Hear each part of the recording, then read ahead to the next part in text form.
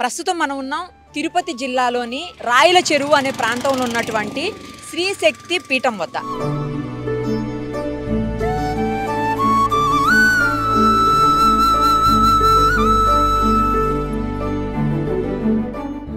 నిజానికి శక్తి పీఠాలన్ని చోట్ల కూడా పీఠాధిపతులుగా మగవాళ్ళు ఉంటారు. బట్ ఇక్కడ స్పెషల్ ఏంటంటే అమ్మవారు పీఠాధీశ్వరిగా, అంటే పీఠాధిపతిగా, మగవాళ్ళు అయితే పీఠాధిపతి అంటాము, ఆడవాళ్ళు కాబట్టి పీఠాధీశ్వరి అంటారు. సో పీఠాధీశ్వరిగా అమ్మవారు ఉన్నారు. మాతాజీ శ్రీ రమ్యానంద భారతి గారు.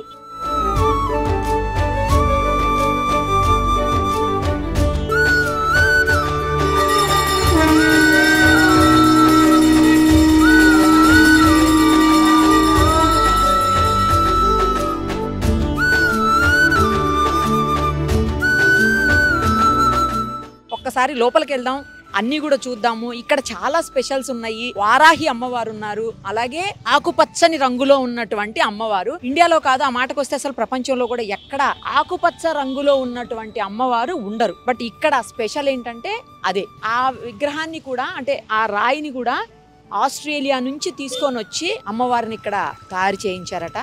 సో ఇంకా చాలా స్పెషల్స్ ఉన్నాయి. ఒక్కసారి ఇక్కడ గనక దర్శనం చేసుకుంటే మనసులో ఏ కోరిక ఉన్నా, లేదు మనకి ఏ ప్రాబ్లం ఉన్నా అన్నీ కూడా సాల్వ్ అయిపోతాయి. ఏది కోరుకున్నా అది ఖచ్చితంగా జరిగి తీరుతుంది అనే ఒక నమ్మకం అయితే భక్తుల్లో ప్రగాఢంగా ఉంది.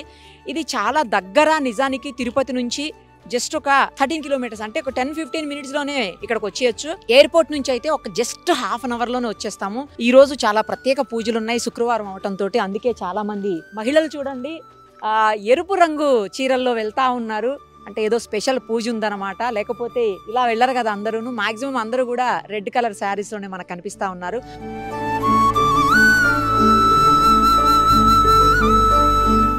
ఎర్ర చీరలో వస్తున్నారు అందరూ, ఏంటి స్పెషల్? ఈ జ్యేష్ఠ మాసంలో అమ్మవారిని మనం పూజిస్తూ ఉంటామండి. ఆ సందర్భంగా ఈ కుర్తాళం స్వామివారి యొక్క సమక్షంలో శక్తిపీఠంలో మాతా రమ్యానంద భారతి స్వామివారి ఆధ్వర్యంలో జరుగుతున్నటువంటి సువాసిని పూజ, ఒక 108 మంది సువాసినులకి ఈరోజు ఇక్కడ సువాసిని పూజ, లలితా సహస్రనామ పారాయణం, అదేవిధంగా ఇంకా హోమాలు అవన్నీ కూడా అక్కడ జరుగుతున్నాయండి. కాబట్టి అమ్మవారిది ఇది పేరే దానిది శక్తిపీఠం కాబట్టి చాలా ఎంతో మహిమాన్వితమైన శ్రీశక్తి కాబట్టి అందులో స్త్రీ శక్తి, నారీ నారాయణి అని మనకి ఇక్కడ దీంట్లో చెబుతూ ఉంటారు. అంటే అసలు సమస్త జగత్తుకి కూడా స్త్రీ అనేది ఒక అద్భుతమైనటువంటి శక్తి స్వరూపం కాబట్టి ఆ పేరుని ప్రతిబింబించేటువంటి దీంట్లో పెట్టినటువంటి ఈ పీఠంలో ఈ సువాసిని పూజకి రావడం మా అందరికీ కూడా చాలా సంతోషం. ఇక్కడ స్పెషల్ ఏంటంటే అమ్మవారే పీఠాధీశ్వరి అనాలేమో, అలా స్పెషల్ గా ఉండటం అనేది ఇక్కడే చూస్తున్నాం. ఇది ఏమిటంటేనండి, వాస్తవానికి చాలా మంది మాతాజీలుగా ఉన్నప్పటికీ కూడా సాక్షాత్తు కాళీమాత యొక్క ప్రత్యక్షాన్ని పొందినటువంటి మంత్ర మాహేశ్వరిగా కీర్తింపబడేటువంటి ఈ శక్తి పీఠాధీశ్వరిగా అంత చిన్న వయసులోనే అంత మంత్రశక్తిని పొందినటువంటి అమ్మవారి స్వరూపంగా మేమంతా కూడా ఇక్కడ మాతాజీ రమ్యానంద భారతి స్వామి వారిని మేమంతా కూడా కీర్తిస్తూ ఉంటాం. అందులో ఇక్కడ మరకత కాళీ అండి. మామూలుగా కాళీ అమ్మవారంటే మనం నల్లగా చూస్తూ ఉంటాం, కానీ ఇక్కడ మరకత కాళీ అంటే పచ్చలో చేసినటువంటి ఆ కాళీ అమ్మవారు సుప్రసన్నంగా ఉంటుంది. కోరిన కోరికలు అక్కడికి వెళ్ళి మనం గనక ధ్యానం చేస్తే ఎవరికి వాళ్ళు ప్రత్యక్షంగా అనుభవించవచ్చు. అంటే మనం ఒక 2 నిమిషాలు కనుక ధ్యానంలో కూర్చున్నా, ఒక స్తోత్ర పారాయణం చేసినా మనకి తెలియకుండానే మన ఒంట్లో ఒక రకమైనటువంటి పాజిటివ్ ఎనర్జీని ప్రతి ఒక్కళ్ళు కూడా అనుభవించగలుగుతారు. అంతేకాకుండా వారాహి అమ్మవారు ఉన్నారు, ప్రత్యంగిర అమ్మవారు ఉన్నారు. సమస్తమైనటువంటి భయంకరమైన బాధలు, చెప్పుకోలేని బాధలు ఉంటాయి మనుషులకి. అవి శత్రు బాధలు, గ్రహ బాధలు, భూత బాధలు, ప్రేతాలు, ఇలాంటి సమస్తమైనవి కూడా కేవలం దర్శన మాత్రం చేత పోగొట్టేటువంటి మహామహిమాన్వితమైనటువంటి క్షేత్రం. అందులోనూ ఇక్కడ సిద్ధేశ్వరానంద భారతీ స్వామివారి గురించి మనం చెప్పక్కర్లా. వారు సాక్షాత్తు నడిచేటువంటి దైవంగా, సిద్ధ పురుషులుగా. సిద్ధ పురుషులు అంటే ఏమిటండి?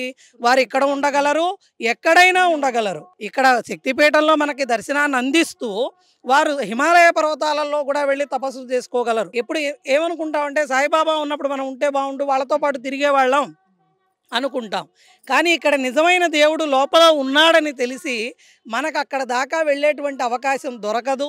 ఆ రకమైనటువంటి మాయలో మనం బ్రతుకుతున్నాం కాబట్టి ఆ మాయ నుంచి మనల్ని బయట పడేయగలిగినటువంటి ఒక మహిమాన్వితమైనటువంటి సిద్ధేశ్వరానంద భారతీ స్వామి వారి జగద్గురువులు వారికి కూడా నమస్కారం. కుర్తాళం పీఠాధిపతి సిద్ధేశ్వరానంద స్వామి భారతి మహాస్వామి అని చెప్పాలి. ఆయనతోటి ఒక్కసారి మాట్లాడదాం. శ్రీశక్తి మహాపీఠాన్ని వ్యవస్థాపించింది కూడా ఆయన్నే. ఒక్కసారి మాట్లాడదాం. స్వామి నమస్తే. నారాయణ నారాయణ. ఈ అనంతమైనటువంటి ప్రపంచం అంతా కూడా దైవ సంకల్పం వల్ల నడుస్తూ ఉంటుంది. ఆ దైవం అది నిరాకారం నిర్గుణం అయినటువంటిది సృష్టించదలుచుకున్నప్పుడు సాకారంగా సగుణంగా రూపం ధరించింది. ఏ రూపం ధరించింది? స్త్రీయా పురుషుడా అనంటే నా స్త్రీ పుమాన్నో తప సత్యదేహం, పురుషుడు కాదు స్త్రీ కాదు అనంత చైతన్యం. దాన్ని ఆకారం ధరించినప్పుడు స్త్రీగా పురుషుడిగా మారారు. అందువల్ల పరమేశ్వరుడు లేక పరమేశ్వరి అనంతమైనటువంటి శక్తి, దానివల్లనే ఈ ప్రపంచం అంతా నడుస్తూ ఉన్నది. మానవులమైన మనకు కొద్దిపాటి శక్తి మాత్రమే ఉంటుంది. మానవ శక్తికి పరిమితులు ఉన్నాయి. అందువల్ల మనకు ఏది కావలసిన మానవ శక్తి చాలనప్పుడు యద్దుష్కరం యద్దురాపం యద్దుర్గం యచ్చదుస్తరం తత్సర్వం తపసా సాధ్యం. మానవ శక్తి వల్ల ఏది సాధించలేకపోతామో అదన్నీ దైవశక్తి వల్ల సాధించవచ్చు. దానికి జప హోమ ధ్యానములు తపస్సు ఇవి మార్గం. ఆ మార్గాన్ని సూచించడానికి పరమేశ్వరి యొక్క సంకల్పంతో ఇక్కడ తిరుపతిలో శక్తిపీఠం స్థాపితమైంది. వేదకాలం నుంచి పురాణకాలం నుంచి కూడా మహిళల యొక్క పాత్ర శక్తి అద్భుతంగా వర్ణించబడింది. ఆ శక్తికి ప్రత్యేకమైన చిహ్నంగా ఈ పీఠం ప్రకాశిస్తూ ఉన్నది. నారీ ఏవ నారాయణి అన్నట్టుగా ఆ పరమేశ్వర శక్తి ఈ రకంగా ప్రకాశిస్తూ ఉండటం కోసం అని చెప్పి ప్రత్యేకంగా స్త్రీల యొక్క అభివృద్ధి కోసం, అంతేకాకుండా సమాజంలో స్త్రీ యొక్క శక్తిని చూపించటం కోసం, సమస్త మానవాళికి కూడాను శ్రేయస్సును సమకూర్చడం కోసం, మంచిని చేయటం కోసం, చెడును తొలగించటం కోసం ఈ కార్యక్రమాలన్నీ కూడా శక్తిపీఠం నుంచి నడుస్తూ ఉన్నవి. అయితే దీంట్లో ఏమిటి అంటే కూర్చొని భగవంతుడా నన్ను రక్షించు, నా కష్టాలు తొలగించు అంటే భగవంతుడు తొలగించడు. ఆయన గట్టిగా బతిమిలాడుకోవాలి. ఎట్లా బతిమిలాడుకోవటం అని అంటే మంత్రంతో, హోమంతో, ధ్యానంతో బతిమిలాడుకోవాలి అని ఋషులు చెప్పారు మనకు. ఆ ఆర్ష సంప్రదాయ మార్గాన్ని ప్రవర్ధమానం చేస్తున్నటువంటిది ఈ శక్తిపీఠం. ఇది నిరంతరాయంగా వర్ధిల్లాలి అని ఆశీర్వదిస్తున్నాను. సమస్త ప్రజలకు శుభమగునుగాక. నారాయణ నారాయణ. స్వామి, శక్తిపీఠాలకి పీఠాధిపతులుగా మగవారు పురుషులు ఉండేటువంటి ఈ రోజుల్లో ఒక మహిళను పీఠాధిపతిని పీఠాధీశ్వరాలని చేశారు మీరు. అలాంటి గొప్ప ఆ థాట్ అసలు ఎందుకు వచ్చింది స్వామి మీకు? గొప్ప థాట్ రావటం కాదు, ఇవాళ నేను కొత్తగా చేసింది ఏమీ లేదు. అనంతకాలం నుంచి వస్తున్నటువంటిదే ఇది. అయితే ఏమిటి అంటే ఈ మధ్యకాలంలో కొంత తగ్గింది అంతే. ఇవల్ల వేదకాలంలో కూడా మహర్షులు, ఋషిపత్నులు, అంతేకాకుండా స్వతంత్రంగా ఎంతో వేదాంత తపశ్శక్తి కలిగినటువంటి మహనీయమైన స్త్రీలు ఎందరో ఉన్నారు. అయినా దేశకాల పరిస్థితులను బట్టి ఇప్పుడు మీరు చెప్పినట్టుగానే అన్నీ ఇట్లనే ఉన్నాయి, ఒక రకంగా ఉన్నాయి. కాబట్టి కొత్తగా పద్ధతి, అది శాస్త్రోక్తమైన పద్ధతి, ధర్మ ఆచరణ మార్గబద్ధమైనటువంటి పద్ధతి, పురాణ అంగీకృతమైనటువంటి పద్ధతి. అందువల్ల ఆ పద్ధతిలో ఈ శక్తిపీఠాన్ని స్థాపించవలసినటువంటి అవసరం ఉన్నది అని ఆ పరమేశ్వరి సంకల్పాన్ని కలిగించింది. దాని ఫలితమే ఈ రూపంగా ధరించింది. అందువల్ల దీనికి ఒక మహిళా సన్యాసిని, విశేషించి నాతాజీ రమ్యానంద మంచి తపస్విని, ఆమె దేవతానుగ్రహం పొందినటువంటి వ్యక్తి. అందువల్ల కాళీ మంత్రసిద్ధురాలై ఎంతో దివ్యమైనటువంటి అనుభవాలు పొందినటువంటి ఆమె ఈ పీఠానికి యోగ్యురాలు అని భావించి పీఠాధీశ్వరిని చేయటం జరిగింది. ఆమె దానికి అనుగుణంగానే ప్రవర్తిస్తూ ప్రజలకు, ధర్మానికి సేవ చేస్తూ అమ్మవారి యొక్క అనుగ్రహాన్ని మరింతగా అందరికీ పంచిపెడుతూ ఉన్నది. శుభం భూయా. స్త్రీ శక్తిని ఇంతగా ప్రపంచానికి చాటి చెప్పేందుకు, గొప్పగా పెంచేందుకు మీరు స్థాపించినటువంటి ఈ శ్రీ శక్తిపీఠం మరింతగా అభివృద్ధి చెందాలని, అందుకు మా వంతు సాయం కూడా మేము చేస్తామని మరోసారి తెలియజేస్తూ తప్పకుండానమ్మా. పరమేశ్వరి అనుగ్రహ సిద్ధిరస్తు. మంత్ర మహేశ్వరి శ్రీశక్తి పీఠాధీశ్వరి మాతాజీ శ్రీ రమ్యానంద భారతి గారు ఇప్పటి వరకు మనం ఎవరి గురించి అయితే చెప్పుకున్నామో ఆవిడే సాక్షాత్తు మనతో పాటు ఉన్నారు. ఒక్కసారి ఆమెతో మాట్లాడదాం. నమస్తే అండి.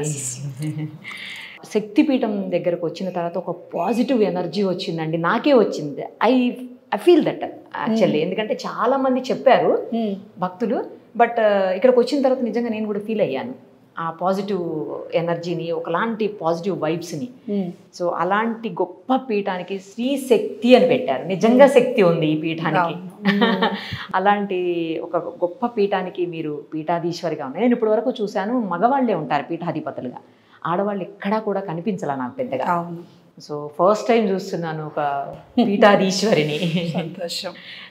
ఎలా అండి మీ ప్రస్థానం ఎలా? అసలు నా గురించి చెప్పాలంటే ముందుగా మా గురువు గారి గురించి చెప్పాలి. తప్పకుండా. ఎందుకంటే గురువు లేనిదే సృష్టి లేదు, దైవ కృప లేదు. ఈ సృష్టిలో ఏది సాధించాలన్నా గురు కృప ఖచ్చితంగా ఉండి తీరాలనేటువంటిది మన వేద వాక్కు. అలా మా గురుదేవులు కుర్తాళం పీఠాధిపతులు శ్రీ శ్రీ శ్రీ సిద్ధేశ్వరానంద భారతీ మహాస్వామి వారు. ఓకే. వారు నాకు సన్యాస దీక్షను ఇవ్వటం జరిగింది. సుమారుగా ఒక 2012 నుంచి నేను ఈ ఆశ్రమ స్వీకారం చేసి సాధనలో ఉండటం అనేటువంటిది ప్రధానంగా జరుగుతూ వస్తూ ఉన్నది.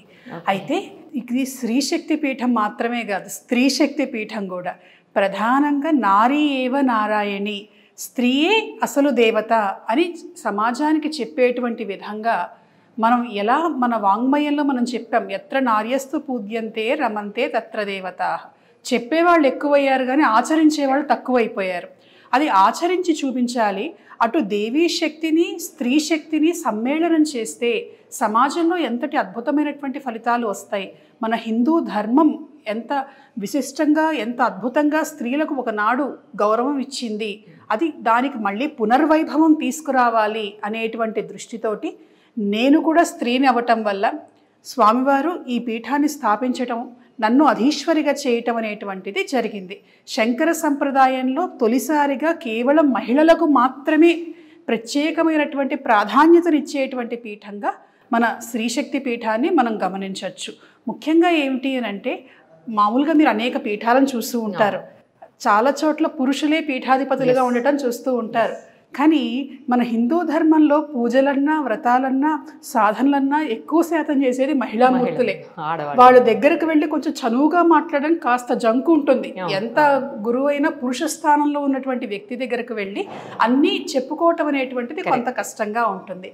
అది ప్రధానంగా గుర్తించి ఆడవాళ్ళు స్వయంగా చక్కగా వచ్చి ఏ ఇబ్బంది లేకుండా, ఎలాంటి ఇన్హిబిషన్స్ లేకుండా వాళ్ళకున్నటువంటి ఇబ్బందులు బాధలు చెప్పుకోవటం మాత్రమే కాకుండా స్త్రీ ప్రాధాన్యతను ఇంటి దగ్గర నుంచి మొదలవ్వాలి. మనకి ఏది మొదలవ్వాలన్నా మన ధర్మం, వ్యక్తి నుంచి వ్యవస్థ మొదలవుతుంది.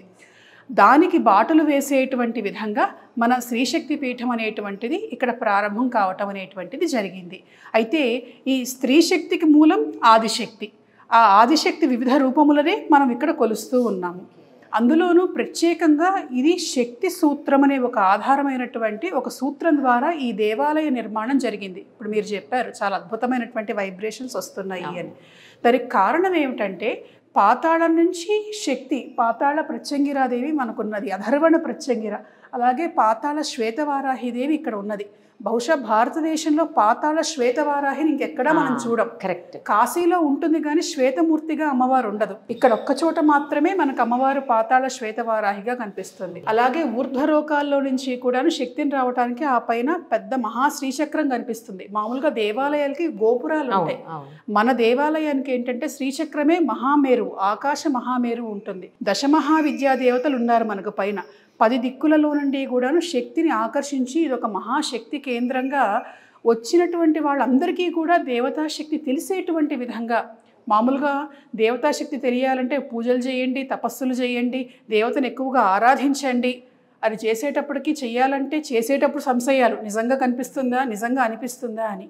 కానీ వేటితో సంబంధం లేకుండా కేవలం ఈ ప్రాంగణంలో అడుగుపెట్టి దేవతను దర్శించుకుంటే చాలు, దేవత ఇక్కడ ఉన్నది, దేవత చైతన్యం ఇక్కడ ప్రవహిస్తున్నది అని భావన కలిగేటువంటి విధంగా మనకు మంత్రశాస్త్రంలో చెప్పబడినటువంటి విధంగా ఒక అద్భుతమైనటువంటి సూత్రంతో ఈ శక్తిపీఠ నిర్మాణం అనేటువంటిది జరిగింది. చాలా గొప్ప చరిత్ర ఉందండి. అయితే ఆడవాళ్ళ కోసమే ఒక రకంగా ఆడవాళ్ళ కోసం ప్రధానంగా, అందుకే స్త్రీ శక్తి పీఠం మాత్రమే కాదు, స్త్రీ శక్తి పీఠం కూడా. అందుకే మీరు ఇందాకే అన్నారు కదా, స్త్రీ శక్తి కాదు స్త్రీ శక్తి కూడా. చూడండి చాలా మంది మహిళలు.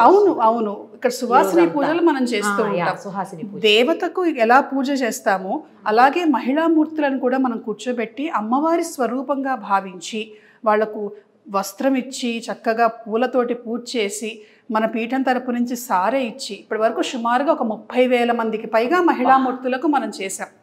ఇవాళ ఇంకా కొంత వర్కింగ్ డే అవటం వల్ల తక్కువ మంది వచ్చారు, కానీ మామూలుగా వేలాది మంది మహిళలతోటి మనం చేస్తూ ఉంటాం. విజయవాడలో చేసినప్పుడు 8,000 మందితో చేసాం, తర్వాత ఇంకొక చోట 5,000 మందితో చేసాం, ఇక్కడ 2-3 వేల మంది వచ్చి మన దగ్గర చేయిస్తూ ఉంటాము సువాసిని పూజలు. సో భారతదేశంలో ఉన్నటువంటి స్త్రీ శక్తికి కూడా మూల కేంద్రంగా ఈ శక్తిపీఠం అనేటువంటిది ముందుకు తీసుకువెళ్ళాలి అనేటువంటి దృష్టితో మనం ఇక్కడ కార్యక్రమాలన్నీ చేయటం జరుగుతుంది. నేను చాలా మంది మహిళలతో మాట్లాడానండి, వాళ్ళు ఏం చెప్తున్నారు తెలుసా, మాకు ఇంటి నుంచి సారె తీసుకొని వెళ్ళిన ఫీలింగ్ కలుగుతుంది ఇక్కడ తీసుకొని వెళ్తుంటే అనేసి. అంటే ఇక్కడ ఏం చేస్తూ ఉంటామంటే స్త్రీ శక్తి స్వరూపము అని అంటే ఏదో ఒక బొట్టు పెట్టి ఒక బ్లౌజ్ పీస్ ఇవ్వటం అట్లా కాకుండా వాళ్ళని కూర్చోబెట్టి శాస్త్రోక్తంగా దేవతకి ఎలా షోడశోపచార పూజ చేస్తామో, ఎలా అమ్మవారి నామావళితో పూజ చేస్తామో అదే రకంగా పూజ చేసి చక్కటి చీర, గాజులు, పసుపు కుంకుమలు, ఒక పుట్టింటికి వస్తే ఎటువంటి సారె పెడతారో అటువంటి సారెను మనం అందించటం అనేటువంటిది జరుగుతున్నది. ఇది స్త్రీలందరికీ కూడాను పుట్టిల్లు, ఇక్కడ నుండి పుట్టింటి లక్ష్యాన్ని, సంకల్పాన్ని ఏదైతే ఉన్నదో అది సారెతో పాటు వాళ్ళు కూడా తీసుకొని వెళ్ళి ఆ స్త్రీ శక్తి ద్వారా ఇవాళ సమాజాన్ని వీళ్ళందరూ కూడా ప్రభావితం చేస్తున్నారు. మీరు చూసినట్లయితే ఇందులో లలితా సహస్రనామ పారాయణ చేయించేవాళ్ళు అనేక మంది ఉన్నారు, అనేక మంది స్త్రీమూర్తులతోటి, వందల వేలాది మందితోటి సౌందర్యలహరి పారాయణ చేయించేవాళ్ళు ఉన్నారు, చాలా మంది మన వాళ్ళు. అంటే ఇక్కడ నుండి మొదలైనటువంటిది సమాజం ద్వారా బయటికి వెళ్ళటం అనేటువంటిది జరుగుతూ ఉన్నది. రైట్ అండి, ఒక పర్సనల్ క్వశ్చన్ అడగాల్సింది మిమ్మల్ని, తప్పదు. తప్పకుండా ఎందుకంటే అందమైన రూపం ఇచ్చారు దేవుడు మీకు, తర్వాత మంచి సంస్కారం ఉంది, అన్ని రకాలుగా కూడా మీరు మంచి స్థానంలో ఉన్నారు. మీరు ఎందుకు ఒక సన్యాసిగా మారాల్సి వచ్చింది? ఎందుకు ఈ విధమైనటువంటి ఆధ్యాత్మిక చింతనలోకి మారారు? ఎందుకు వచ్చారు? తప్పకుండా, నేను బై ప్రొఫెషన్ నేను డాక్టర్ని. అదే డాక్టర్ కూడా. డాక్టర్లకు వచ్చినంత వైరాగ్యం ఎవరికి రాదని చెప్పుకోవాలి. మామూలుగా డాక్టర్లు దేవుళ్ళని నమ్మరు అంటారు, కానీ ఒక పక్క పిడియాట్రిక్ వార్డులో న్యూ బోర్న్ బేబీస్ పుడుతూ ఉంటారు, మరొక చోట చూస్తే ఐసీయూ, అది అయిపోయాక మార్చురీలో డెడ్ బాడీస్ని చూస్తూ ఉంటారు. జననం మరణం ఒకే చోట చూడటం అనేటువంటిది జరుగుతుంది. అది వైరాగ్యానికి తొలిమెట్టు. అది కాక ప్రధానంగా ఏంటంటే మా గురుదేవులైనటువంటి సిద్ధేశ్వరానంద భారతీ స్వామివారు పూర్వాశ్రమంలో మాకు బంధువులు. సో చిన్నతనం నుండి కూడాను ప్రధానంగా మా అమ్మ గురించి చెప్పుకోవాలి నేను. రామాయణం, భారతం, భాగవతం, దేవీ కథలు ఇవన్నీ చెప్తూ పెంచటం వల్ల ఒక దైవత్వం మీద నాకు చిన్ననాటి నుండే కూడాను ఒక అద్భుతమైనటువంటి ఒక భావన కలగటం. దైవం మానుష రూపేణ, మామూలుగా డాక్టర్లను అదే అంటారు, వైద్యో నారాయణో హరిహి. ఆ భావనలోనే నేను ఉండి మెడిసిన్ పూర్తి చేయటం అనేటువంటిది జరిగింది. అయితే నేను నా 16వ ఏట నుండి కూడా స్వామివారి దగ్గర మంత్రోపదేశం తీసుకొని సాధన చేయటం అనేటువంటిది జరిగింది. మామూలుగా చెప్పాలంటే నవ్వుతారేమో కానీ చాలామంది క్లాస్ బుక్స్ చదువుతుంటే నేను ప్రాక్టికల్స్కి వెళ్లే ముందు అష్టోత్తరం చదువుకున్నది, మంత్రం చదువుకొని వెళ్ళిన రోజులు కూడా ఉన్నాయి. అంటే ఒక శక్తి మనల్ని నడిపిస్తుంది, ఈ బుద్ధిని ప్రచోదనం చేస్తుంది అనేటువంటి భావనతో ఉంటూ స్వామివారి దగ్గర మంత్రోపదేశం తీసుకున్న తర్వాత అమ్మవారి అనుగ్రహం కలగటం, స్వామివారి ఆశీస్సుల వల్ల దేవతలే గురువులుగా మారి నాకు మంత్రం చెప్పటం, ఆ మంత్రం చెప్పిన తర్వాత ఈ ఆశ్రమం మీద అంటే మామూలుగా ఉన్నటువంటి గృహస్థాశ్రమం మీద ఉన్నటువంటి భావన తొలగిపోవటం, వైరాగ్యం కలగటం, వీటి వల్ల స్వామివారు నాకు సన్యాస దీక్ష ఇవ్వటం జరిగింది. అయితే ఈ సన్యాస దీక్ష ఇచ్చే ముందు కూడా నన్ను వెంటనే ఇవ్వలేదు, పరీక్షించారు. ఇప్పుడు మంచి కుటుంబంలో, సంపన్న కుటుంబంలో పుట్టి చదువుకొని ఈ చదువుకొని ఈ వయసులో ఉన్న అమ్మాయికి సన్యాసం ఇస్తే ఏమవుతుంది? ఇప్పుడు గురువు గారు ఎలా ఇస్తారు? శిష్యులకు పరీక్షిస్తారు. ఆ పరీక్షలో పాస్ అయితేనే దానికి తగినట్లుగా అధికారమైనా లేదంటే ఏదైనా సరే వాళ్ళు ఇవ్వదలుచుకున్న స్థానాన్నైనా ఇస్తారు. అలా కొన్నాళ్ల పాటు, ఒక 5 సంవత్సరాల పాటు మొదట యోగిని దీక్షను ఇచ్చారు కుర్తాళపేట సంప్రదాయంలో. అది నేను ఎలా ఉంటాను, ఎలా చేస్తాను, ఏమైనా ప్రలోభాలకు లోనవుతానా, ఏమన్నా మళ్ళీ పూర్వాశ్రమం మీద ఏదైనా దృష్టి కలుగుతుందా, ఇవన్నీ కూడా పరీక్షించారు. కానీ యోగిని దీక్ష పేరుకైనా మొదటి రోజు నుంచి సన్యాసం కిందే నేను దాన్ని స్వీకరించాను. ఎప్పుడైతే భగవత్ సాక్షాత్కారం కలిగిందో, భగవంతుడి సాక్షాత్కారం ఒక వ్యక్తి జీవితాన్ని మార్చివేస్తుంది. కేవలం ఊరికే దేవతలు రావటం, కబుర్లు చెప్పటం, నాతో మాట్లాడారు, ఇవన్నీ కాదు. భగవంతుడు నిజంగా ఒక వ్యక్తికి దర్శనం ఇస్తే ఆ వ్యక్తి జీవితాన్ని మలుస్తాడు, మారుస్తాడు. ఆ వ్యక్తి మనసులో ఉన్నటువంటి భావనలను తొలగిస్తాడు. ఎందుకంటే అప్పుడు నేను మెడిసిన్ చదువుతూ ఒక డాక్టర్గా వెళ్ళాను కుర్తాళానికి, చాతుర్మాస దీక్షకి. ఓవర్ నైట్లో జరిగినటువంటి ఒక దర్శనం, ఒక సాక్షాత్కారం ఫలితం నా జీవితాన్ని మార్చింది. అనంతరం ఆ యోగిని దీక్ష అయిన తర్వాత 2017లో పరిపూర్ణమైనటువంటి సన్యాస దీక్షనివ్వటం, ఈ శ్రీశక్తి పీఠాన్ని ప్రారంభించేయటం అనేటువంటిది జరిగింది. ఇంట్లో వాళ్ళు అపోజ్ చేయలేదా అండి? సన్యాసం తీసుకోవాలంటే తల్లి అనుమతి ఖచ్చితంగా ఉండి తీరాల్సిందే. యోగిని దీక్ష ఇచ్చినప్పుడు మా అమ్మ కొంచెం బాధపడింది. ఒక్కదాన్నే నేను, మా పేరెంట్స్కి నేను ఒక్కదాన్నే. అయితే మా అమ్మ అన్నది స్వామివారితో, నేను అమ్మవారిని ప్రార్థించి మా అమ్మాయి మనసు మారుస్తాను అని అన్నది. తప్పకుండానమ్మా, ఎవరైనా దేవతలు నేను ప్రార్థిస్తే వాళ్ళే మారేటట్లుగా చేస్తారు అన్నారు వాడు. 5 ఏళ్ళు అయ్యాక వచ్చింది, అమ్మవారు మనసు మార్చిందండి, మా అమ్మాయిది కాదు నాది. మా అమ్మాయి అంటే అప్పటికే జరిగినటువంటి అనేక సంఘటనలు, ఆమె చూసినటువంటి మహత్పూర్వకమైనటువంటి కొన్ని మహిమాన్విత సంఘటనలు చూడటం వల్ల మా అమ్మాయిని ఇంటికి పరిమితం చేయటం అనేటువంటి భావన తప్పని నేను తెలుసుకున్నాను. మా అమ్మాయికి సన్యాసం ఇవ్వండి స్వామివారు, ఆమె వల్ల కొన్ని వేల మంది, లక్షల మందికి ఉపయోగం జరుగుతుంది అని ఆమె అనటం, దానివల్ల సన్యాసం తీసుకోవటం అనేటువంటిది జరిగింది. ఎందుకంటే శంకర్లైనా సరే అమ్మ అనుమతి లేకుండా సన్యాసం తీసుకోవటం అనేది అసలు లేదు. తల్లి అనుమతి ఇస్తేనే సన్యాసం తీసుకోవాలి. సూపర్ అండి అసలు. కానీ ఇక్కడ చాలామంది చెప్తున్నారు, మీ దగ్గర తీసుకున్నటువంటి విద్య ఏదైతే ఉందో, లేకపోతే మీరు బోధించేటువంటి ఆ తత్వం కానీ, వాటన్నిటి వల్ల మా జీవితాలే మారాయని చెప్తున్నారండి.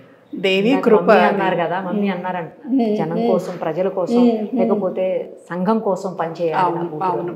అది నిజంగా నెరవేరు. అది అందులో నా గొప్పతనం ఏమీ లేదు, మా గురువు గారి గొప్పతనం, ఋషుల గొప్పతనం.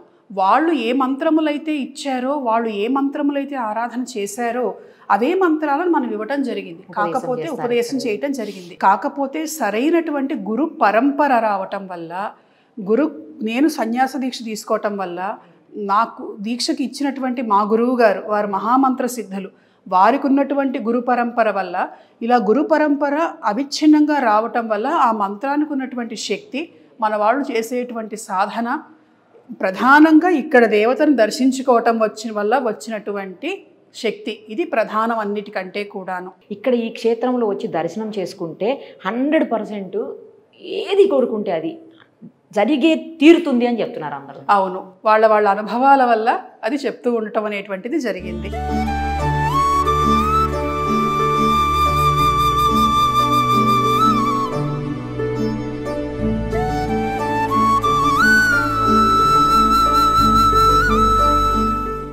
ఇక్కడ ఉన్నటువంటి దేవతల్ని కనుక గమనిస్తే ఇంతకుముందు ఎక్కడా లేనటువంటి విధంగా మనం చూడొచ్చు. ఉదాహరణకి మనకి పాతాళ శ్వేతవారాహిదేవి ఉన్నది. మనం మామూలుగా ఏ పూజ చేసినా కూడా శ్వేతవరాహ కల్పం అని చెప్పుకుంటాం. ఆ శ్వేతవరాహ కల్పానికి కారణమైనటువంటి స్వామి వరాహస్వామి. ఆ వరాహస్వామికి ఆ శ్వేతవర్ణం ఇచ్చినటువంటి దేవి వారాహిదేవి. అందులోనూ మన తిరుమల కూడా వరాహస్వామి క్షేత్రం, అక్కడే వెంకటేశ్వరుడికి కూడా ఆయన స్థానం ఇచ్చాడు. ఆ వరాహస్వామి యొక్క స్త్రీ రూపం, ఆయన శక్తికి మూల కారణమైనటువంటి శ్వేతవారాహిదేవి ఇక్కడ ప్రధానమైనటువంటి దేవతగా భక్తుల కోరికలు తీరుస్తున్నది.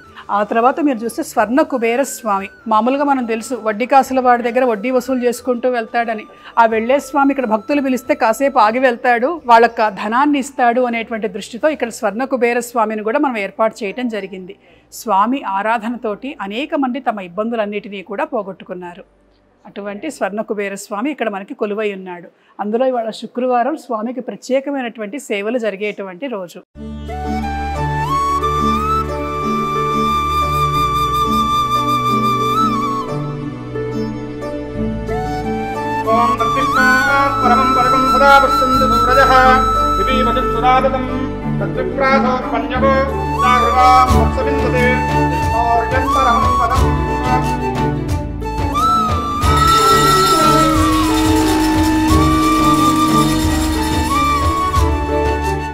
నాకు నాకు మన టెంపుల్లో ఇంకొక స్పెషల్ అండి ఏంటంటే మరకత రూపంలో ఉన్నటువంటి అంటే ఆ కలర్లో ఉన్నటువంటి అమ్మవారు కాళీమాత. ఇక్కడ కూడా నాకు తెలిసి అసలు ఇండియాలోనే లేదు. నేను ఇండియా కాదు అసలు, ఆ మాటకు వస్తే ప్రపంచంలో లేకపోవచ్చు. మీరు చాలా ఆస్ట్రేలియా నుంచి తీసుకుని ఆస్ట్రేలియన్ జైడ్ తోట. అవును, మరకతం. ఒకసారి చెప్పరా? తప్పకుండా. ఇక్కడ అమ్మవారు మనకది మీరు అన్నట్లుగా ఎక్కడా లేదు ఇటువంటి మరకత వర్ణంతో ఉన్నటువంటి కాళీ రూపం. ఎందుకు మరకత వర్ణంతో అమ్మవారు ఇక్కడ ఉన్నది అని అంటే అది అమ్మవారు కోరినటువంటి కోరిక. తనను మరకత వర్ణ రూపంతో ఇక్కడ ప్రతిష్ఠించమని అడిగింది. మరకత వర్ణంతో ఉన్నటువంటి కాళీ రూపముల గురించి కూడా మనకి శాక్తేయ తంత్రంలో ముఖ్యంగా కాళీదేవికి సంబంధించినటువంటి పురాణములలో కనిపిస్తున్నది. మామూలుగా మనం కాళిదాస మహాకవి కథ చెప్పుకుంటాం. కాళీదేవిని చూడంగానే ఆయన శ్యామలా దండకం జరిగాడు అని చెప్పి, మాణిక్య వీణ ముపలాలయంతి అంటూ మాతా మరకత శ్యామ, ఆ శ్యామ కాళి అనేటువంటి ఒక రూపం ఉన్నది. ఆమె ప్రేమ స్వరూపం. ఇక్కడ అమ్మవారిని చూస్తే ప్రేమగా ఉంటుంది, కరుణామూర్తిగా ఉంటుంది, భయంకరంగా ఉండదు అస్సలు. ఇక్కడ ఉన్నటువంటి దేవి ప్రత్యేకత ఏంటంటే మరకత వర్ణం. మన శరీరంలో యోగ శాస్త్రంలో ఒక మాట చెప్పారు, మన శరీరంలో షట్చక్రములు ఉంటాయి, అందులో హృదయ స్థానంలో ఉండేటువంటి అనాహత చక్రం మరకత వర్ణంతో ఉంటుంది. అందుకనే మన ప్రకృతిని చూడంగానే మన హృదయంలో ఒక పులకింత రావడానికి కారణం ఏమిటి అని అంటే ఆ వర్ణం ఈ వర్ణాన్ని చూసి ఆకర్షించబడుతుంది. అలాగే దేవిని చూడంగానే మనల్ని దేవి ఆకర్షించటం, దేవి మన కోరికలు తీర్చటం, మన హృదయంలో కోరుకున్నటువంటి కోరికలు తీర్చటం, అది ప్రధానంగా ఇక్కడ అమ్మవారు మరకత వర్ణంలో మరకత కాళిగా ఉన్నది. అంతేకాకుండా ఇక్కడ అమ్మవారు ఉన్నాను అని చూపించడానికి ఇక్కడ మన దేవతలు ఏమిటంటే వాళ్ళకి ఏం తక్కువ చేస్తే వాళ్ళు ఊరుకోరు. ఉదాహరణకి ఇందాక వారాహిదేవి, ఇక్కడ కింద పైన మనం ఏసీస్ పెట్టాం, కింద వారాహిదేవి ఉన్నది, శ్వేత వారాహిదేవి. ఆమె ఒకరోజు రాత్రిపూట మన వాళ్ళు ఏసీ వేయటం మర్చిపోయారు. ఆ రోజు రాత్రి కల్లో కనిపించి నాకు గాలి లేదు, ఊపిరాటం లేదు, మీరు ఏం చేస్తున్నారు, నాకు ఏసీ వేయకుండా అని అడిగింది. నిజంగా అమ్మవారికి ఏసీ అవసరం ఉంటుందా? ఉండదు. కానీ నేను ఇక్కడ ఉన్నాను అని చెప్పటం కోసం చూపించేటువంటి నిదర్శనం. ప్రాణప్రతిష్ఠ చేసాం కింద. ప్రాణప్రతిష్ఠ అంటే దేవాలయం ప్రారంభం చేసినటువంటి మొదటి రోజు వారాహిదేవి దగ్గరికి ఉదయాన్నే వెళ్ళి తలుపులు తీయంగానే ఆ తీసినటువంటి వ్యక్తి ఎగ్గిరంత దూరాన పడ్డాడు. లోపల నుంచి వచ్చినటువంటి వారాహి శక్తితో ఝూంకారం వచ్చింది, పెద్ద శబ్దం. ఇప్పటికి కూడా అమ్మవారి పూజ జరుగుతూ ఉన్నప్పుడు అటువంటి శబ్దాలు అమ్మవారి దగ్గర నుంచి రావటం అనేటువంటివి మన వాళ్ళు చాలా మంది విన్నారు, గమనించారు. అంటే ఇక్కడ దేవత నేను ఇక్కడ ఉన్నాను, మీరు రండి, మీ కోరికలు తీరుస్తాను అని చెప్పటానికి చూపిస్తున్నటువంటి సూచనలు. అలాగే ఇక్కడ అమ్మవారు ఉన్నది. ఒక 3 ఏళ్ల క్రితం ఇక్కడ బాగా వరదలు వచ్చాయి, రాయల చెరువు గురించి అప్పుడు న్యూస్లో కూడా బాగా వచ్చింది. వచ్చినప్పుడు సుమారుగా కింద గ్రౌండ్ ఫ్లోర్ అంతా కూడాను దేవాలయం అంతా మునిగిపోయింది నీళ్ళలో. మునిగిపోతే 40 రోజుల పాటు తెరవలేదు. 40 రోజుల పాటు అమ్మవారికి నైవేద్యాలు లేవు, పూజలు లేవు, ఏమీ లేవు. 41వ రోజు అంతా సద్దుమడిగిన తర్వాత వచ్చి తలుపు తెరిచాం అమ్మవారిది. తెరవంగానే అసలు లోపల అప్పుడే పూజ చేసినట్టుగా మల్లెపూల జాజిపూల వాసనతోటి అద్భుతంగా చిరునవ్వుతోటి అమ్మవారు దర్శనం ఇస్తుంది. ఆ రోజు ఒకటే ఇక్కడ ఉన్నటువంటి సిద్ధుల కొండ అని అంటారు, ఎదురుకొండ ఉన్నటువంటి కొండని మానవులు చేయలేనటువంటి సమయంలో మహనీయులు వచ్చి పూజ చేస్తున్నారు.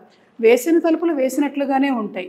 సాయంకాలం తలుపులు తెరిచేటప్పటికి ఉదయం లేనటువంటి పుష్పాలు, అక్షింతలు అమ్మవారి పాదాల దగ్గర కనిపిస్తూ ఉంటాయి. ఉదయం మామూలుగా వెలిగించినటువంటి దీపం మధ్యాహ్నానికి కొండెక్కుతూ ఉంటుంది, మళ్ళీ సాయంత్రం దీపారాధన చేయాలి. తలుపులు తెరిచేటప్పటికి ఎవరో దీపారాధన చేసేసి ఉంటారు. మన అర్చకులు చాలా ఆశ్చర్యపడుతూ ఉంటారు. ఒకరోజు అమ్మవారికి అభిషేకం చేయాల్సి వచ్చింది, ఏదో కొన్ని కారణాల వల్ల చేయలేదు. సాయంకాలం అయ్యేటప్పటికి అమ్మవారు ఒళ్ళు మొత్తం నీళ్లతో తడిసిపోయి ఉన్నది. అప్పుడు వస్త్రాన్ని మార్చటం చేయటం. అందుకని ఏంటంటే ఇక్కడ దేవత వాళ్ళు అడుగుతారు, ఏదైనా తక్కువ చేస్తే ఊరుకోరు. మేము వచ్చి ఇక్కడ ఉన్నాం, మీరు పిలిచారు, మేము వచ్చాము, మమ్మల్ని సరిగ్గా చూసుకోకపోతే ఎలా? ఖచ్చితంగా అది ఉండి తీరాలి. ఆ డిసిప్లిన్ అనేది ఉండాలి మనకి. అది ఉంటేనే ఏదైనా సాధించగలుగుతాం. కాబట్టి ఇక్కడ దేవతలు తాము ఉన్నటువంటి విషయాన్ని ఎప్పటికప్పుడు నిరూపిస్తూ ఉన్నారు. ఒకసారి ఇందాక ఎవరో చెప్తున్నారండి, లోపలంతా కూడా అక్షింతలు పడి ఉన్నాయంట. అసలు ఏమి మొత్తం క్లీన్ చేసి వెళ్ళిపోయారు. నెక్స్ట్ డే పొద్దున వచ్చేసరికి అక్షింతలు చల్లినట్లుగా అమ్మవారి పాదాల దగ్గర పూజ చేసినట్లుగా అలా ఉన్నాయి. తలుపులు వేసినట్లుగానే ఉంటాయి. మళ్ళీ తలుపులు తెరిస్తే అక్కడ దేవత దగ్గర ఎవరో వచ్చి పూజలు చేసినట్లుగా స్పష్టంగా కనిపిస్తుంది. ఒకసారి ఒక సంఘటన జరిగింది. అమ్మవారి కోసం పూలు చేద్దామని చెప్పి పూల మొక్కలు తెప్పించాం. మొదటి పువ్వు వచ్చింది, వస్తే చాలా అందంగా ఉంది. అది అమ్మవారికి అలంకరిస్తే బాగుంటుంది కదా అని చెప్పి వచ్చాం.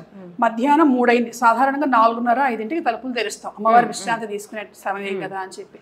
సరే కడియ తీశారు, తలుపులు తోస్తుంటే ఓపెన్ అవ్వట్లే, రావట్లేదు లోపలికి. తలుపులు కొడుతున్నాను నేను, అమ్మ ఒకసారి వస్తానమ్మా, మన వాళ్ళందరూ చూస్తున్నారు. తలుపులు తీసి లోపలికి వస్తూ ఉండేటప్పటికి ఆమె ఆ కన్నులు ఇట్లా మూసి ఇలా తెరిచి, ఒక నిద్రలో ఉన్నటువంటి దేవతలాగా తెరిచి చూడటం అనేటువంటిది మన వాళ్ళందరూ కూడా వాళ్ళ కళ్ళతో వాళ్ళు చూశారు. అమ్మ ఇంకెప్పుడు ఇలా డిస్టర్బ్ చేయము, ఏదో మంచి పువ్వు వచ్చిందని నీకు చూపిద్దామన్న దృష్టితో వచ్చాము అని చెప్పి అందుకని అమ్మవారు తలుపులు కొట్టడం చేయటం అవన్నీ కూడాను బాగా చేస్తుంటుంది అమ్మవారు. అలాగే ఆమెకు రాత్రిపూట పవళింపు సేవలో పాలు పెడుతూ ఉంటాం, దాంట్లో కుంకుమ పువ్వు వేస్తూ ఉంటాం. ఒకరోజు కుంకుమ పువ్వు వేయకపోయేటప్పటికి ఉదయం లేచేటప్పటికి ఆమె కుంకుమ అంతా అందులో పడి నీళ్ళలో అదే పాలలో పడి కనిపిస్తూ ఉంటుంది. అలాగే ఆమె ముక్కుకు ముక్కెర ఉంటుంది, ముక్కు పుడక ఆమె కూడా అన్ని మారుస్తూ ఉండాలి. నచ్చకపోతే అక్కడున్న ముక్కు పుడక ఇక్కడ పడుతుందంట, చెప్పారు. విసిరేస్తుంది, అస్సలు మొహమాట పడదు. ఉండాలి, అలా ఉంటేనే మనం కూడా ఆమె పలుకుతుందనేటువంటి నమ్మకం మనకి కలుగుతుంది. మనం ఆమెను పూజిస్తాము, తద్వారా మన కోరికలు తీరటం మాత్రమే కాకుండా మనం ధర్మబద్ధంగా ఉంటాం. తప్పు చేస్తే అమ్మవారు ఏం చేస్తుందో శిక్షిస్తుంది అని చెప్పి.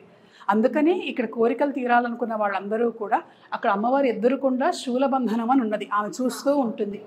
ముడుపు తీసుకొని అమ్మవారి చుట్టూ ప్రదక్షిణలు చేసి ఆ ముడుపు ఆ శూలబంధనానికి కట్టి వెళ్ళిపోతారు. ఆ దేవి చూస్తూ ఉండటం వల్ల ధర్మబద్ధమైనటువంటి కోరికలు అన్ని తీరుస్తుంది దేవత. ఇక్కడ మళ్ళీ తీరి వచ్చి ముక్కు తీర్చుకుంటారు. కొన్ని వేల మంది వస్తున్నారు, కొన్ని వేల మంది వస్తున్నారు. అందులో రేపు వారాహి నవరాత్రులు వస్తున్నాయి కదా, స్టార్ట్ అవుతాయి. కొన్ని వేల మంది వచ్చి అమ్మవారి దర్శనం చేసుకుంటూ ఉంటారు. ఇక్కడ అతి శక్తివంతమైనటువంటి వారాహి ఇక్కడ మనకున్నది. అలాగే మరకత శక్తికాళి మనకున్నది ఇక్కడ అమ్మవారు. చాలా గొప్ప శక్తిపీఠం అండి, నిజంగానే శక్తిపీఠం ఇది, నిజంగానే శక్తిపీఠం ఇది. చాలా మంది దేవతలు బయట ఒక్కసారి తప్పకుండా అక్కడ ఈ శక్తిలో ప్రధానమైనటువంటి భాగం వాళ్ళు కూడా ఉన్నది. మనకి ఇక్కడ చాలా మంది దేవతా మూర్తులు ఒక్కసారి మనకు మొత్తం 10 మంది కనిపిస్తారు. ఇటు 5 ఉన్నారు, అటు 5 ఉన్నారు. వీళ్ళు దశమహావిద్యా దేవతలు. అంటే వెంకటేశ్వర స్వామికి దశావతారాలు ఎంత ప్రధానమైనటువంటివో శాక్తేయంలో అమ్మవారి యొక్క 10 రూపాలను దశమహావిద్యా రూపములుగా మనం పూజిస్తాం. ఈ దేవతలు 10 దిక్కుల నుండి ఉన్నటువంటి శక్తిని ఆకర్షిస్తూ ఉంటారు. ఆ శక్తి అమ్మవారిలో నిక్షిప్తమయ్యేటట్లుగా పైనుంచి ఆకాశ శక్తి, కింద నుంచి పాతాళ శక్తి, దశమహావిద్యల శక్తి మొత్తం కూడా కాళీదేవిలో నిక్షిప్తమయ్యేటట్లుగా ఇక్కడ దేవాలయ నిర్మాణం అనేటువంటిది యంత్రాలను ఉపయోగించి చేయటం అనేటువంటిది జరిగింది. ఇవ మాతంగి రాజశ్యామలాదేవి ఈ మధ్య చాలా ట్రెండింగ్ పాపులర్ లో ఉన్నటువంటిది చేస్తూ ఉన్నారు చాలా మంది. సో ఈమె ఇక్కడ మాతంగి దేవి మనకి కనిపిస్తూ ఉన్నది. అలాగే షోడశి లలిత అని అంటాం. మామూలుగా లలితాదేవి చరిత్ర చూస్తే అమ్మవారి లలితాదేవికి ఈమె మంత్రినిగా కనిపిస్తుంది, కానీ దశమహావిద్యలు వచ్చేటప్పటికి ఇద్దరిని కూడా సమానమైనటువంటి స్థానంలో పెట్టారు అక్కడ మనకి. ఈ మాతంగిదేవి మనకు తెలిసినటువంటిది, అధికారాన్ని, వశీకరణ శక్తిని, వాక్శక్తిని ఇస్తుంది. లలితాదేవి ఆమె మనశ్శాంతిని, సుఖ సంతోషాలను, ఇంట్లో శుభకార్యాలు జరిగేటట్లుగా చేసేటువంటి దేవత. ఈమె కమలాత్మికాదేవి అని అంటారు, అంటే లక్ష్మీ స్వరూపం. దశమహావిద్యలలో ఉన్నటువంటి కమల అంటే లక్ష్మీదేవి, ఆ ఆత్మస్వరూపమైనటువంటి దేవిగా కమలాత్మికాదేవిగా మనకు ఐశ్వర్యప్రదాయినిగా దశమహావిద్యలలో కనిపిస్తున్నది. ఈమె భువనేశ్వరీదేవి. భువనేశ్వరీదేవి అంటే ఈశ్వర శబ్దం చూడండి, అధికారాన్ని ఇచ్చేటువంటి దేవి, ఈశ్వరి అధికారాన్ని ఇచ్చేటువంటి దేవత భువనేశ్వరీదేవి. అలాగే తారాదేవి తరింపజేసేటువంటి దేవత, మోక్షాన్ని ఇచ్చేటువంటి దేవత, విద్యను ఇచ్చేటువంటి దేవత. ఈ దేవతలందరి జయంతులు కూడా మనం ఇక్కడ చేస్తూ ఉంటాం. అంతేకాకుండా దసరా సమయంలో కాళీదేవికి ఈ దేవతల అలంకారాలు వేస్తాం. భారతదేశంలో ఎక్కడా వేయరు. శక్తి శాక్తేయం అంటే శక్తిపీఠమే అన్నట్లుగా ఇక్కడ అమ్మవారికి అన్ని కార్యక్రమాలు కూడా జరుగుతూ ఉంటాయి. అటువైపు ఉన్నటువంటి దేవతలను చూద్దాము. ఈమె కాళీదేవి, దశమహావిద్యలలో తొలి దేవత అమ్మవారు. ఈమె కాలాన్ని జయించేటువంటి శక్తి, దీర్ఘాయురారోగ్యములు ఇస్తుంది అమ్మవారు. అలాగే ఈమె ప్రత్యేకమైన దేవత. ఈమె శిరస్సు ఉండదు, చిన్నమస్తాదేవి. మొండెం మీద శిరస్సు ఉన్నటువంటి అసిరమ్మ అనే పేర్లు కూడా పెట్టుకుంటూ ఉంటారు. ఈ దేవత వజ్రశక్తి, ఆరోగ్యాన్ని ఇవ్వటం మాత్రమే కాకుండా ప్రకృతిని శాసించేటువంటి పరమేశ్వరి. ఇంద్రుడి శక్తి ఏదైతే ఉన్నదో ఆ వర్షాలు కురిపించటం, ఆ మెరుపులు రావటం, ఆ మెరుపుకు కావలసినటువంటి శక్తిని ఇచ్చేటువంటి దేవత వజ్రవైరోచిని. మామూలుగా నిప్పు నీరు ఒక చోట ఉండవు, కానీ మనకు వర్షం పడేటప్పుడు ఆ అగ్నిస్వరూపంగా విద్యుత్ శక్తి వస్తుంటుంది. ఆ 2 అసాధ్యాలన్నిటినీ సాధ్యం చేసి తన దగ్గర పెట్టుకున్నటువంటి దేవత వజ్రవైరోచిని దేవి. అలాగే ఈమె త్రిపుర భైరవీ దేవి. భైరవుడు అంటే భయంకరమైనటువంటి వాడు, భయాన్ని పోగొట్టేటువంటి వాడు. కాలభైరవుడు తెలుసు మనకు, అన్ని చోట్ల ఉంటాడు, కాశీక్షేత్ర రక్షకుడు, ఇక్కడ మనకు కూడా ఉన్నాడు. మన దగ్గర కూడా ఆ భైరవుడి యొక్క స్త్రీ శక్తి స్వరూపం భైరవి. రాక్షస సంహారం చేయటం మాత్రమే కాకుండా భయాలను తొలగించి భక్తులను రక్షించేటువంటి దేవిగా ఈ దేవిని గురించి చెప్పారు. ఇవాళ ఈమె మనకు ప్రధానమైనటువంటి దేవత. ఇవాళ ఈ అమ్మవారి జయంతి, ధూమావతి దేవి. మిగిలినటువంటి దేవతలు అందరూ కూడాను సువాసిని స్వరూపాలుగా ఉంటే ఈమె పూర్వ సువాసినిగా ఉంటుంది. భర్త లేనటువంటి స్వరూపం ఈమెది. అందుకే నాకు అర్థం కాలేదండి, ఇందాక నుంచి చూస్తున్నా గానీ బొట్టు లేదు. అవును, తెల్ల చీర కట్టారు, అర్థం అవును. ఎందుకు అని అంటే పూర్వ సువాసిని అయినంత మాత్రాన బొట్టు పెట్టుకోకూడదు అని ఏమీ లేదు, పూలు పెట్టుకోకూడదని ఏమీ లేదు. కానీ ఈ దేవతని ఈ రూపంతో ఎందుకు అలంకరిస్తున్నాము అంటే సమాజంలో చాలా మందికి పూర్వ సువాసులు అంటే చులకన, వాళ్ళు ఎదురొస్తే అపశకునమని, వాళ్ళని చూడకూడదని, వాళ్ళు పూజలకు పనికిరారని, ఇలాంటి అనేక అపోహలు ఉన్నాయి. ఈ అపోహలు తీర్చడం కోసం స్వయంగా పార్వతీదేవి తీసుకున్నటువంటి రూపం ధూమావతి రూపం అనేటువంటిది. దక్షయజ్ఞ వాటికలో సతీదేవి ఆమె శరీరం దహించిన తర్వాత ఆ బూడిదలో నుంచి ధూమం అంటే పొగ, ఆ బూడిద పొగలో నుంచి వచ్చినటువంటి దేవత ధూమావతి. ఈమె వాహనం కాకులు. శని దోషాలన్నిటినీ కూడా తొలగిస్తూ ఉంటుంది. ఇప్పుడు మన దగ్గర ధూమావతి మంత్ర హోమం చేస్తూ ఉంటే కాకులు వచ్చి వాళ్తూ ఉంటాయి భక్తులకు. అలాగే రాజశ్యామల హోమం చేసినప్పుడేమో చిలుకలు రావటం. ఏంటంటే భక్తులకు వాళ్ళకు ఒక ప్రోత్సహించేటువంటి విధంగా అమ్మవారు నేను ఉన్నాను, నేను రక్షిస్తాను అని చెప్పేటువంటి విధంగా చేసేటువంటిది. అటువంటి ధూమావతి జయంతి ఈరోజు. మరొక సందర్భంలో ఏంటంటే అమ్మవారు ఆమె ఆకలితో శివుణ్ణి మింగేస్తే పరమేశ్వరుడు ఆమె పొట్టలో ఉదరంలో ఉన్నాడు. ఉంటే ఆయన అగ్నిస్వరూపుడు కదా, అమ్మవారి శరీరం అంతా కూడా ఆ అగ్ని వచ్చినటువంటి జ్వాలల వల్ల బూడిద వర్ణంలో మారి పొగలు వచ్చాయి ఆమె శరీరంలో నుంచి. ఆమె ధూమావతి. పరమేశ్వరుడు అన్నట్ట, ఆయనకు మరణం ఉండదు కదా, ఆ పరమేశ్వరుడు పొట్టలో ఉండి పూర్వ సువాసులకు కూడా నువ్వు తగినటువంటి స్థానాన్ని సమాజంలో కల్పించు, నేను ఈ పొట్టలోనే ఉన్నాను, కానీ భర్త లేకుండా కూడా స్వతంత్రురాలైనటువంటి స్థితి రావటం అనేకముల జీవితంలో జరుగుతూ ఉంటుంది. అది పరమేశ్వరి ఇచ్చ. ఎవరి ఆయువును ఎవరు ఆపటం అనేటువంటిది కొన్నిసార్లు జరగదు. కానీ వాళ్లకు కూడా గౌరవమైనటువంటి స్థానం ఉన్నది ఈ సమాజంలో. అందుకనే ఆ రూపంలో ఆ చీరలో ఇప్పుడు ఆమెకు రంగు చీరలు కట్టచ్చు, బొట్టు పెట్టచ్చు, అన్ని చేయొచ్చు. కానీ ఆ రూపంలో ఉన్నటువంటి స్త్రీని కూడా సమాజంలో గౌరవించాలి, సమానంగా చూడాలి అనేటువంటి దృష్టితో దేవతకు ఆ రూపంలో ఉంచటం, ఆ రూపంలో ఆరాధించటం అనేటువంటిది జరుగుతుంది. కానీ మన శక్తిపీఠంలో మీరు ఇలా స్పెషల్గా పెట్టడం అనేది నిజంగా గ్రేట్ అండి. స్త్రీని అన్ని రూపాల్లో పూజించాలి అనేటువంటిదే మన సూత్రం, సిద్ధాంతం. ఆ అన్ని రూపాల్లో ఇదొక రూపం. ఈమె బగళాముఖి దేవి. అక్కడ చూడండి, రాక్షసుడి నాలుక పట్టుకొని ఉంటుంది, అంటే ఆపుతుంది, స్తంభన చేసేటువంటి దేవత. ఎవరైనా చెడు పనులు చేసినా, చెడు ప్రయోగాలు చేసినా, శత్రువులు ఇబ్బంది పెడుతున్నా వాళ్ళని చేయకుండా కట్టేస్తుంది. మామూలుగా వాక్ కట్టు అని అంటారు, కట్టేయటం. వాళ్ళు పనులు చేయకుండా వాళ్ళ చుట్టూ కూడా ఒక తాడులాగా కట్టేసి పడేస్తుంది. అంటే మనల్ని ఇబ్బంది పెట్టేటువంటి వాళ్ళను ఇబ్బందులు పెట్టకుండా వాళ్ళని ఆపించేసేటువంటి దేవతగా బగళాముఖీదేవి మనకు కనిపిస్తున్నది.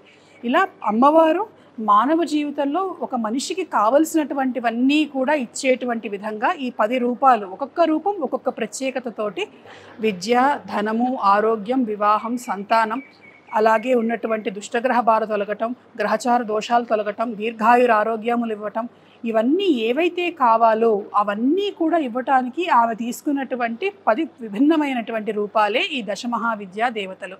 సూపర్ అండి. అసలు తర్వాత నేను ఇంకొకటి విన్నాను, ఏంటి అంటే అరటిపళ్ళు, చాలా అరటిపళ్ళు కనిపిస్తున్నాయి. స్వామివారిని పూజించారు, హనుమాన్ స్వామిని. అవును, వీరాంజనేయ స్వామి. అవును. ఏంటి అండి ఆ స్పెషల్ ఏంటి? ఎందుకు అన్ని పళ్ళతోటి పూజించారు?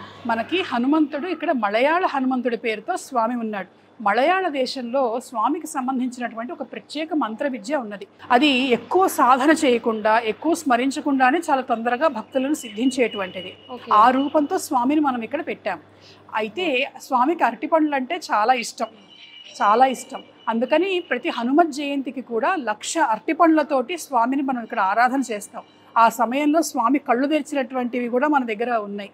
మరి అన్ని పళ్ళతో చక్కగా ఆయన ఆరాధిస్తే, ఒకటే ఇక్కడ సూత్రం ఏంటంటే, ఇక్కడ జరిగే పూజలకు సంతోషించి దేవతలు ఇక్కడికి వచ్చి ఉన్నాము అనేటువంటి విషయం అందరికీ తెలియాలి. ఆ తెలియాలి అంటే ఎక్కడా జరగనటువంటి విధంగా 1,00,000 అరటిపండ్లతో స్వామికి ఎక్కడా జరగదు. అది ఆ పూజ తీసుకోవటం కోసం స్వామి ఇక్కడికి వస్తాడు, వచ్చినటువంటి భక్తుల్ని అనుగ్రహిస్తాడు, ధర్మ మార్గంలోకి ముందుకు తీసుకొని వెళ్తాడు. అది ప్రధానంగా ఇక్కడ మనం చేసేటువంటి కార్యక్రమం. కాలభైరవ స్వామి. అవును. మీరు ఇందాక కూడా చెప్పారు మన దగ్గర కూడా కాలభైరవ అవును, స్వామి. కాశీ క్షేత్ర రక్షకుడు పరిపాలకుడైనటువంటి స్వామి ఇక్కడ మనకు కొలువై ఉన్నాడు. అయితే ఈ స్వామికి విశిష్ట గురించి చెప్పాలంటే ముందు నాకు సంబంధించినటువంటి ఒక సంఘటన చెప్పాలి. తప్పకుండా ఇందాక చెప్పాలి. మీరు అన్నారు ఏమిటి ఎలా నేను ఈ రంగంలోకి రావటం అనేటువంటిది జరిగింది అని. అయితే నాకు దేవతానుగ్రహం కలిగింది, కనిపించినటువంటి దేవత కాలభైరవ స్వామి అని చెప్పాను. అది ఎందుకు నమ్మాలి? అదే ఎందుకు నమ్మాలి? ఇప్పుడు నాకు ఎలా చాలా నమ్మాలి? మంది అనుకున్నారు ఏదో 25 ఏళ్ళ అమ్మాయి, అప్పుడు నాకు 25 ఇయర్స్, 24-25, 25 ఏళ్ళ అమ్మాయి వచ్చి దేవుడు కనిపించాడని చెప్తుంది ఏంటి? మేము ఇన్ని సంవత్సరాలుగా పూజలు చేస్తున్నాం, హోమాలు చేస్తున్నాం, మాకు కనిపించట్లేదు, ఆమె కనిపించడం ఏంటి? అది హాల్యూసినేషన్ అయ్యి ఉంటుంది. నేను స్వామివారిని అడిగాను ఏమిటి అంటే, ఇచ్చినవాడు భైరవుడు, ఆయన చెప్పాడు మంత్రము, ఆయన్నే అడుగు అని అన్నారు. అడిగితే హోమం చేస్తూ ఉన్నాం స్వామివారి సమక్షంలో జరుగుతూ ఉంటే స్వామిని అడిగాను. మా గురువు గారు అన్నారు, ఇదిగో భైరవుని ఏదో అడిగేవట కదా చూడు అని అన్నారు. అందరూ చూస్తూ ఉన్నారు.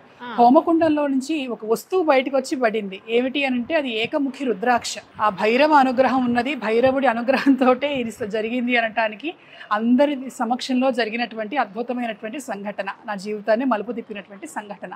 అలా నిరంతరం రక్షిస్తూ ఉండేటువంటి భైరవుడు ఇక్కడ. స్వామికి సంబంధించినటువంటి జయంతి, కాలభైరవ అష్టమి అలాంటివి జరిగినప్పుడు 1,00,000 గారెలతోటి స్వామికి ఇక్కడ హోమం చేయటం అనేటువంటిది జరిగింది. 1,00,000 గారెలు. ఆ హోమం పూర్ణాహుతి సమయంలో అందులో దేవత రావటం అనేటువంటిది అందరూ ప్రత్యక్షంగా దర్శించడం అనేటువంటిది జరిగింది. అగ్నిజ్వాలలు ఆకుపచ్చ వర్ణంతో, తర్వాత పింక్ కలర్లో, ఇట్లా రకరకాల వర్ణాలతో దేవత వచ్చాను అనటానికి గుర్తుగా అద్భుతమైనటువంటి దృశ్యం అనేటువంటిది మనకు ఆ రోజు కనిపించటం అనేటువంటిది జరిగింది. అలా ఇక్కడ స్వామి ఈ క్షేత్రాన్ని కూడా రక్షిస్తూ కోరుకున్నటువంటి భక్తులను, ఎవరైనా సరే ప్రాణాపాయంలో ఉన్న, హాస్పిటల్లో ఉండి ఐసీయూలో ఉన్న చాలామంది వచ్చి స్వామిని దర్శనం చేసుకొని వెళ్ళి చక్కగా ఆరోగ్యవంతులుగా తిరిగి వచ్చి దర్శనం చేసుకొని ఇంటికి వెళ్తూ ఉంటారు. చాలా అద్భుతమైనటువంటి స్వామి. మాతాజీ, ఒక చిన్న డౌట్ ఏంటంటే, ఇప్పుడు 1,00,000 గారెలు, 1,00,000 అరటిపళ్ళు, ఇవన్నీ చాలా టైం పడుతుందేమో కదా అసలు కౌంట్ చేయడానికి? చాలా టైం, చాలా మంది కావాలి, చాలా ధనము కావాలి. భక్తులు ఎక్కడెక్కడి నుంచో వస్తున్నారు, ఇస్తున్నారు. విచిత్రం ఏంటంటే ఆ 1,00,000 గారెల హోమం చేసినప్పుడు అది కోట్ల రూపాయల్లోనే అయింది. అంత బడ్జెట్ ఎట్లా ఏంటి అని అనుకున్నప్పుడు స్వామి ఒకరికి కల్లో కనిపించి, ఫలానా చోట ఫలాని జరుగుతున్నది, ఆ కార్యక్రమాన్ని నువ్వే మొత్తం కూడా దగ్గరుండి చేయించు అని చెప్పటం, ఆ వ్యక్తి వచ్చి అతడి పేరు కూడా చెప్పకుండా ఇవ్వటం, అతడే స్వయంగా అందరికి ఇచ్చేసేయటం చేయటం అనేటువంటిది జరిగింది ఇక్కడ. అట్లా దేవతలే వాళ్ళకి కావాల్సినవన్నీ జరిపించుకుంటున్నారు. ఎందుకంటే ఇవి చాలా ఎక్కడా చేయనటువంటివి మాత్రమే కాకుండా చాలా శ్రమకుతో కూడినటువంటివి. అటు ధనము, ఇటు జనము, రెండింటినీ కూడా ఆయనే తెచ్చుకుంటున్నాడు, ఆయనే చేసుకుంటున్నాడు. గ్రేట్ అండి. నేను అప్పటి నుంచి చూస్తున్నా. ఫస్ట్ అనుకున్నా ఫ్రిడ్జ్ అనుకున్నా, చూసి తర్వాత వాటర్ అనుకున్నా, ఏది కాదు. ఇది అక్షయ హుండీ కూడా కాదు, హుండీ కూడా కాదు, అస్సలు కాదు. ఆ హుండీ కూడా డౌట్ వచ్చింది, అది కూడా కాదు. ఏంటంటే అక్షయ పాత్ర అంటున్నారు. అవును, ఇది అమ్మవారికి ప్రతి పూర్ణిమ నాడు నైవేద్యం పెట్టేటువంటి పాత్ర. 500 కిలోల అన్నం ప్రతి పూర్ణిమ నాడు అమ్మవారికి నివేదనగా సమర్పిస్తాం. అన్నకూటోత్సవము అనేటువంటి ఒక ప్రత్యేక సేవ ప్రతి నెల పూర్ణిమ నాడు ఇక్కడ కాళీదేవికి జరుగుతూ ఉంది. అన్నకూటోత్సవము 500 కిలోల అన్నం, బియ్యం అమ్మవారికి వండి ఇందులో అమ్మవారికి నైవేద్యం పెట్టి భక్తులు కొంతమంది తీసుకొని వెళ్ళటం. అంటే ఆ అన్నకూటోత్సవం నాడు అమ్మవారికి సమర్పించినటువంటి అన్నాన్ని తీసుకొని వెళ్తే ఇంట్లో అన్నానికి లోటు లేకుండా ఉంటుంది అనేటువంటి ఒక ప్రత్యేకమైనటువంటి పూజా విధానం మనకున్నది. ఆ పూజా విధానం ద్వారా అన్నకూటోత్సవం చేసి ఆ 500 కిలోల అన్నము కూడా మనం అనాథాశ్రమాలకి, వృద్ధాశ్రమాలకి, హాస్పిటల్స్కి, మానవ సేవే మాధవ సేవ, మానవ సేవ మాధవ సేవ రెండు కలిసి వచ్చేటట్లుగా ఇక్కడ కార్యక్రమాలు జరుగుతాయి. ఇప్పుడు హనుమంతుడికి 1,00,000 అరటి పండ్లు అవి ఇక్కడ ఎవరు తింటారు? అవన్నీ కూడాను అనాథాశ్రమాలకి, వృద్ధాశ్రమాలకి, హాస్పిటల్స్కి, అలాగే లేని వాళ్ళకి ప్రసాదం అందించడం అనేటువంటిది జరుగుతూ ఉన్నది. అలా అందులో భాగంగా ఇది అన్నకూటోత్సవ పాత్ర, అక్షయ పాత్ర అని అంటాం ఇక్కడ. అక్షయంగా ఇందులో అమ్మవారికి ఎవరైతే సమర్పణ చేస్తూ ఆ ప్రసాదాన్ని తీసుకుంటారో వాళ్ళ ఇంట్లో అక్షయంగా అమ్మవారు అనుగ్రహిస్తుంది, అన్నపానాదులకు లోటు లేకుండా అనేటువంటి. నిజంగా నేను ఎక్కడా చూడలేదండి, ఎక్కడా ఉండదు, అస్సలు చూడలేదు. నాకు పైన మీరు ఇందాక చెప్పారు. అవును, మహామేరు, ఆకాశమేరు అని చూద్దాం తప్పకుండా. ఇది ఆకాశమేరువు అని అంటారు. ఆకాశం నుంచి శక్తిని తీసుకొని ఈ దేవాలయానికి ఇక్కడ ఉన్నటువంటి దేవతలకు అందించేటువంటి ఆకాశ మేరువు. మనకు శక్తి అనేటువంటిది ఎప్పుడూ కూడా దివ్య లోకాల్లో నుంచి వస్తూ ఉంటుంది, దేవతలు అక్కడే ఉంటూ ఉంటారు కాబట్టి ఆ శక్తిని ఆకర్షించేటువంటి లక్షణం శ్రీచక్రానికి ఉన్నది. యంత్రాలన్నిటిలో కూడాను శ్రీ యంత్రం అని అంటాం మనం శ్రీచక్రాన్ని. ఎందుకంటే యంత్రాలన్నిటిలో కంటే గొప్ప యంత్రం ఒకటి, సమస్తమైనటువంటి దేవతలు ఈ యంత్రాల్లో ఉన్నటువంటి ఆవరణల్లో ఉంటారు. నవావరణ పూజ అని కూడా చేస్తూ ఉంటాం మనం శ్రీచక్రానికి. అలా సమస్తమైనటువంటి దేవతా శక్తి ఆకాశం నుండి ఊర్ధ్వలోకాల్లో నుంచి ఆకర్షించేటువంటి మహామేరువు ఈ శ్రీచక్రం అనేటువంటిది. అందుకనే ఈ శక్తి పీఠానికి వేరే గోపురం లేకుండా సమస్తం శక్తిని ఆకర్షించి భక్తులకు తెలిసేటట్లుగా చేసేటువంటి ప్రక్రియలో ప్రధానమైనటువంటి స్థానం ఈ మహామేరువుది, ఆకాశ మేరువుది. ఇంత మేరు మామూలుగా ఎక్కడ చూస్తాం, అందులోనూ గోపురం లాగా ఉండటం.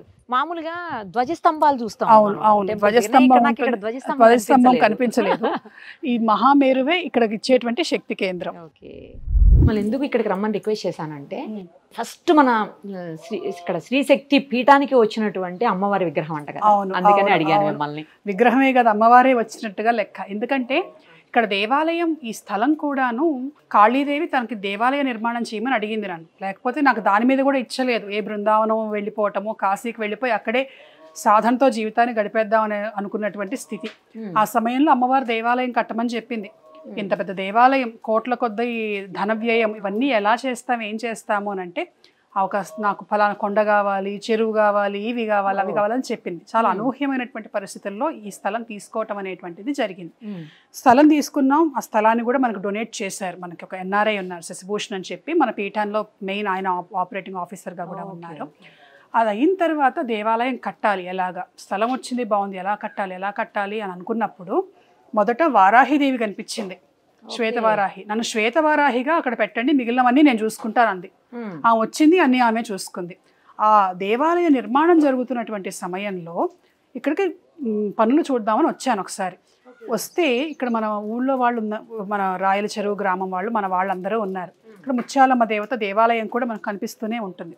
ఆమె ఒంటి మీద కొంతమందికి రావటం, ఇక్కడ జరిగేటువంటి విషయాలు చెప్పటం, ఇవన్నీ కూడా చేస్తూ కొన్ని అనేక మహిమలు చేయటం అనేటువంటిది అమ్మవారు చేస్తుంటుంది. ఆమె చెప్పింది, ఇదిగో ఇక్కడ కొత్తగా పీఠం కడుతున్నారు, నేను వెళ్ళి అక్కడ ఉందామని అనుకుంటున్నాను, నన్ను పూజ చేయడానికి అందరు ఇక్కడికి రండి అని చెప్పి చెప్పటం జరిగింది. దాంతో అమ్మవారు ముత్యాలమ్మగా, ఈ పీఠ పరిపాలక దేవతగా ఆమె ఇక్కడ ఏ కార్యక్రమం చేయాలన్నా మొదట పూజ అమ్మవారికే. ఉదాహరణకు మనము ఆశ్వయుజ నవరాత్రులు, దసరా కార్యక్రమాలు చేస్తాం. చేసే ముందర అమావాస్య, మహాలయ అమావాస్య నాడు ముందు అమ్మవారికి జాతర జరిగిన తర్వాతే తర్వాత మనకి నవరాత్రులు అనేవి కూడా ప్రారంభం చేయటం అనేది జరుగుతుంది. అటువంటి మహాదేవత ఈవిడ ముత్యాలమ్మ తల్లి. నేను ఇంకొక విషయం కూడా విన్నాను, అది నాకు చాలా ఆశ్చర్యకరమైన విషయం, నిజం చెప్పాలంటే అలా అనిపించింది. ఈ విలేజ్ లో లాస్ట్ 4-5 years బ్యాక్, 2021 ఆ టైంలో అనుకుంటా, మేబీ పెద్ద వరద వచ్చేసి కంటిన్యూస్ గా వర్షాలు పడి వరదలు వచ్చేసినప్పుడు కట్టకి హోల్ కూడా పడింది. బట్ అదైతే ఆ చెరువు అయితే తెగలేదంట. అది కనుక తెగితే 100 గ్రామాలు పైబడి మునిగిపోతాయి, చాలా ఇబ్బంది అయ్యేది అని చెప్పేసి ఈ అమ్మవారు ఇక్కడ ఉన్నటువంటి శక్తి పీఠమే కాపాడింది అని చెప్పేసి ఇందాక ఎవరో ఊరు వాళ్ళు అంటుంటే విన్నాను. అవును, దానికి ఏంటంటే కారణము వారాహిదేవి ప్రధానమైన కారణం. మనం వరాహస్వామి కథలో కూడా చెప్తాం, నీళ్ళలో ఉన్నటువంటి భూమిని పైకి తీసుకొచ్చాడు వరాహస్వామి అని చెప్పి. ఆ నీటిలో నుండి భూమిని రక్షించేటువంటి దేవత వారాహిదేవి. ఆమె ఇక్కడున్నది. అప్పుడు ఆమె కూడా నీళ్ళలోనే ఉంది. ఒక రకంగా చెప్పాలంటే ఇదంతా కూడా నీళ్ళు వచ్చేసాయి, ఆ పై వరకు, ఈ హోమశాల వరకు నీళ్ళు వచ్చేసాయి. ఆ దేవి ఆ నీళ్ళల్లో ఉండి అదేమీ కాకుండా నీళ్లు ప్రశాంతంగా వెళ్ళేటట్లుగా కట్ట తెగకుండా రక్షించి భూభాగాన్ని అంతా కూడాను అమ్మవారు రక్షించింది.